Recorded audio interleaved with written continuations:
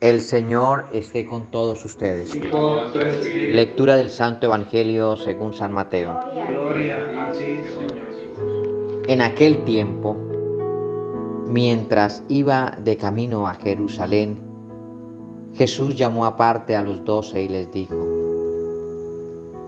Ya vamos camino de Jerusalén, y el Hijo del Hombre va a ser entregado a los sumos sacerdotes y a los escribas, que lo condenarán a muerte y lo entregarán a los paganos para que se burlen de él, lo azoten y lo crucifiquen, pero al tercer día resucitará.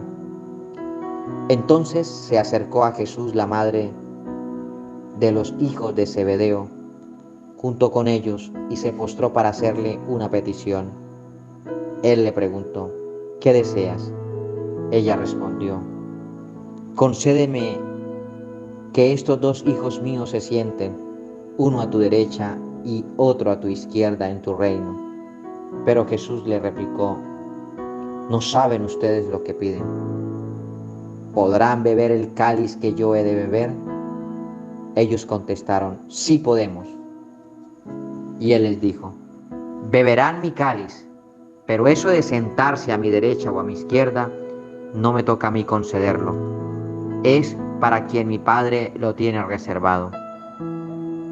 Al oír aquello, los otros 10 discípulos se indignaron contra los 2 hermanos, pero Jesús los llamó y les dijo: Ya saben que los jefes de los pueblos los tiranizan y que los grandes los oprimen. Que no sea así entre ustedes. El que quiera ser grande entre ustedes, que sea el que los sirva, y el que quiera ser primero, que sea su esclavo, así como el Hijo del Hombre ha venido a ser servido. Así como el Hijo del Hombre no ha venido a ser servido, sino a servir y a dar la vida por la redención de todos. Palabra del Señor. Queridos hermanos, hoy en la primera lectura vemos el profeta Jeremías acude a Dios a través de la oración ante el pavor de la muerte que traman para él los enemigos, aquellos que precisamente por quienes Jeremías había intercedido delante de Dios. Una dolorosa experiencia que vive el profeta.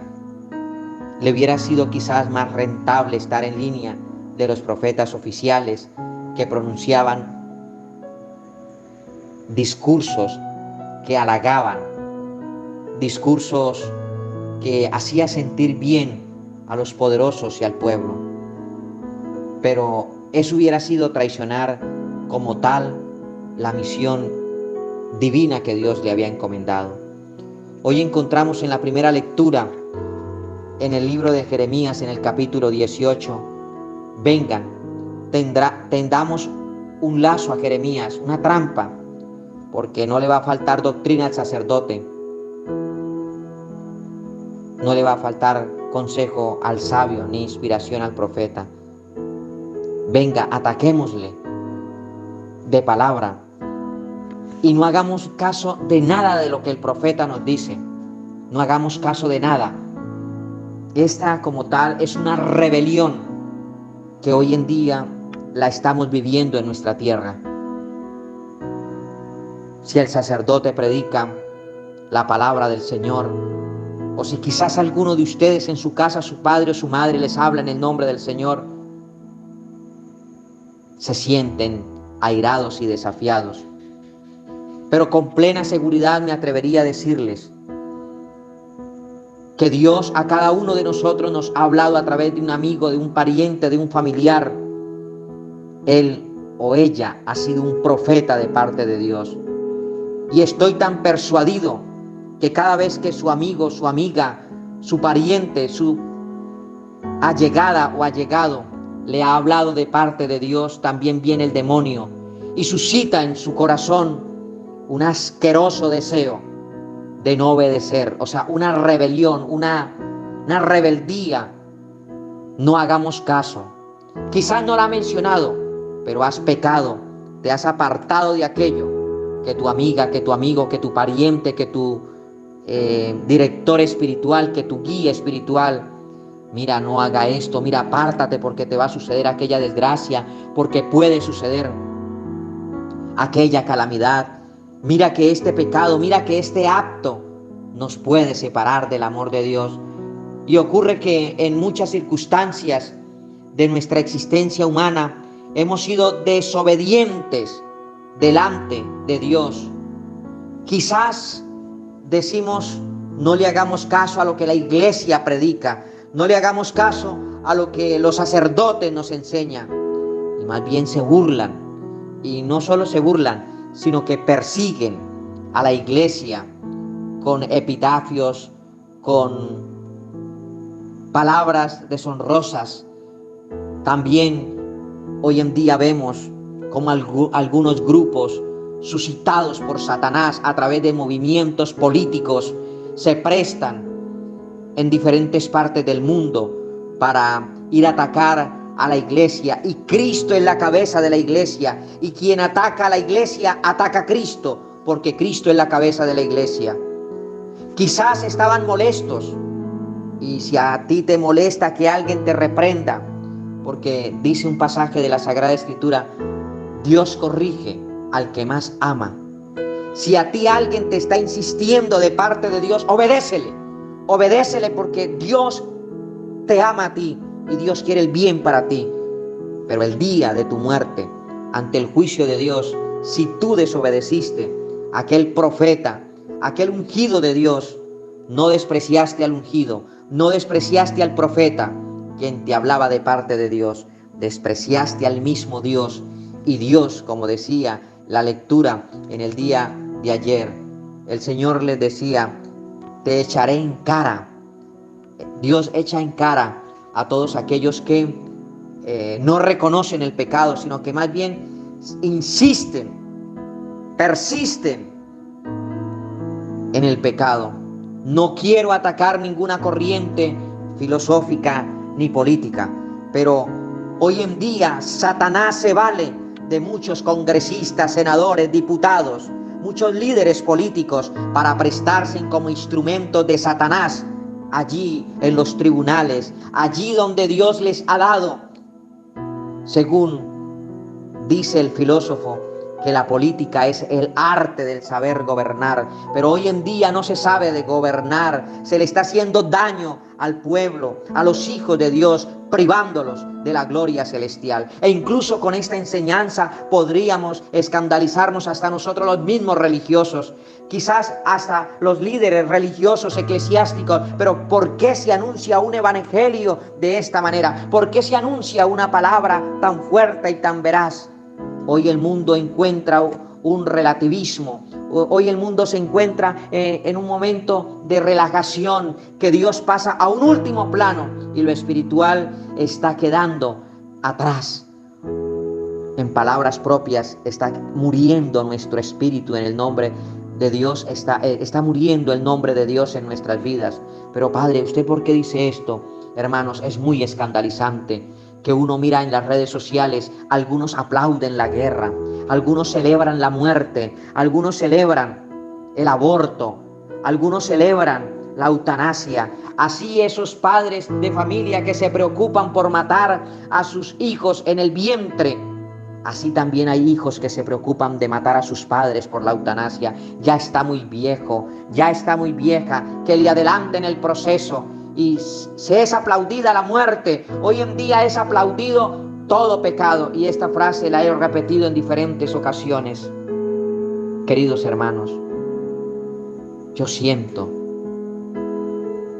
que el demonio quiere que el pecado se convierta en un derecho en nosotros. ¿De qué manera? Aprobando todo lo contrario a los mandatos de Dios. Matrimonios no religiosos, uniones maritales no aceptadas, bien vistas ante los ojos de Dios. Vuelvo y hablo sobre la muerte, la eutanasia, el aborto, los robos, las envidias, las contiendas. Hermanos, en este momento de la primera lectura que estamos haciendo, es un lamento desgarrador del profeta. Él oraba ¿Por quiénes? Por aquellos que amaban el pecado. Quizás, hermanos, hoy el mundo vive lejos de la mortificación. Lejos de la mortificación. Queremos lo más fácil, queremos lo más sencillo, queremos lo placentero y nos da coraje quizás.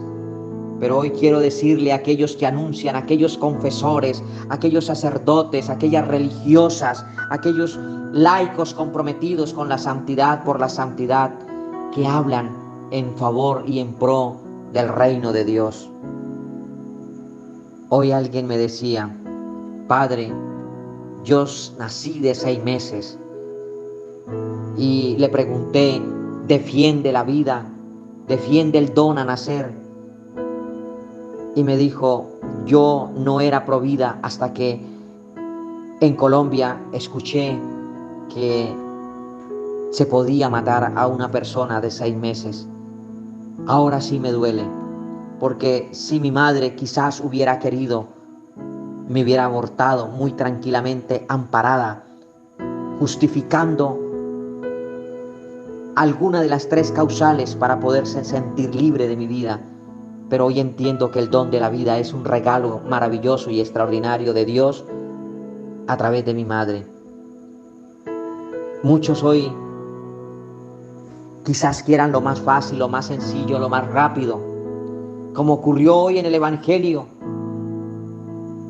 Jesús anuncia su pasión a los 12 y hoy nosotros estamos llamados en esta Cuaresma a unirnos a esa pasión de Dios a través de la mortificación. Pero encontramos que una madre tan linda como es la petición de una madre, siempre pidiendo lo mejor, lo mejor, lo mejor para sus hijos. Y Jesús les responde que lo que Él nos va a permitir es el cáliz, beber ese trago amargo. Y nosotros estamos llamados a vivir esa unidad con Cristo, a mortificarnos. ¿Pero de qué, Padre? Yo te hago esta pregunta. Y si tú dices que no estás dispuesta o dispuesto a ir al cielo, apaga y vámonos. Pero si tú quieres ir al cielo, estamos llamados a vivir la mortificación, morir al placer, morir a los gustos, morir a aquellas amistades que nos llevan al licor, al alcoholismo, a la droga, a la prostitución, al robo, al adulterio, a la fornicación, infinidad, a la brujería. Si tú tienes una amiga, un amigo que te invita al horóscopo o que te invita al pecado de la brujería, tienes que apartarte de aquellas personas que te llevan al pecado. Y si te apartas de las gentes que te llevan al pecado, te apartas también de Satanás. Qué duro, pero así es cierto. Ella quería el primer puesto para su hijo, a la derecha y a la izquierda. La petición de los primeros puestos en el futuro del reino del Mesías revela que los apóstoles, como todos los judíos, esperaban un Mesías político con poder y también con un reino temporal. Esto era lo que esta madre quizás estaba esperando. Si Él es el rey de los judíos, va a tener un puesto importante.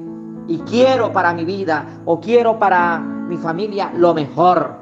Qué triste, ¿verdad? Porque nosotros siempre aspiramos puestos de excelencia, ser los primeros, y no nos gusta servir, sino más bien que nos sirvan. Qué triste es esto para nuestra santidad. Y por eso esta mujer quería quizás los mejores puestos de lo político a nivel del canon judío, el poder del reino temporal. Y me atrevería también a decir que por eso fue que Judas Iscariote traicionó a Jesús, porque él creyó que el puesto de Jesús era un puesto político de poder, mas Judas no pensaba en lo celestial, sino en lo terrenal. Cuando nosotros solamente pensamos en lo temporal y en lo terrenal, no somos capaces de buscar los puestos en el reino de Dios. El segundo aspecto podría ser revelado en el anuncio de su pasión, de su muerte humillante. Le tenemos miedo al sufrimiento. Yo les hago esta pregunta: ¿a ustedes le tienen miedo a sufrir, a llorar? Pensemos en los que están sufriendo en Ucrania en este momento, llorando. durmiendo en la calle, huyendo. Pero eso es fácil quizás para muchos que aman la violencia, la guerra y la venganza.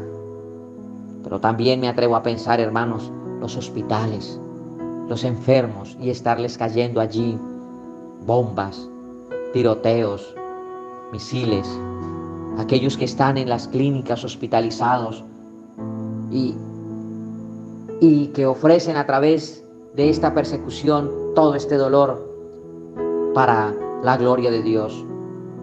A ti, mamá, a ti, papá, hermana y hermano que está sufriendo, ese dolor transfórmalo en santidad, en alabanza para Dios. Padre, pero usted no sabe lo que yo estoy sintiendo, viviendo y aguantando. Dile al Señor este dolor, esta persecución, esta humillación, este desprecio, este desempleo, este dolor que tengo, Señor, te lo ofrezco, te lo entrego, Señor, por mi santidad. No renegar, no maldecir, ni cuestionar a Dios. Dios hablaba de una humillación y esa humillación es transformada en gloria a través de la resurrección. Y pues aquí los apóstoles sintieron algo humano, se enojaron. Mírenlos, aquí llegaron pidiendo lo mejor. Sí, quizás vieron la ambición, vieron una ambición por un puesto extraordinario. Pero también quiero hacer un poquito de apologética. La respuesta de Jesús. ¿Saben por qué? Al lado del Padre, a la derecha de Dios Padre, ¿quién está sentado? Jesucristo. Pero a la derecha de Jesús, ese puesto está reservado para la Santísima Virgen María. Qué lindo, hermanos. Por eso Jesús dijo, no, ese puesto no. Ese puesto ya es Dios Padre quien lo concede.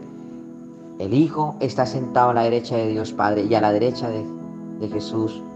Qué maravilloso, que al lado de un puesto de Jesús está la Santísima Virgen María. Que la Virgen María interceda mucho por nosotros, no para aspirar los bienes de la tierra, sino para aspirar los bienes del cielo.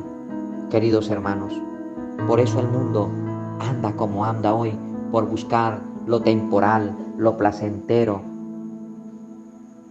lo temporal y lo terrenal. Atacan a la iglesia con frases.